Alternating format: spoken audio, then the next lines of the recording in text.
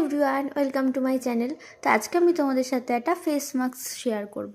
কোথা থেকে এসে না এত টায়ার্ড হয়ে যাই, তখন ঘরে রেমেডি বানিয়ে আবার কিছু স্কিনে মাখতে ইচ্ছা করে না। তো আজকে আমি তোমাদের সাথে একটা ফেস মাস্ক শেয়ার করলাম। এটা হচ্ছে গুড ভাইবসের।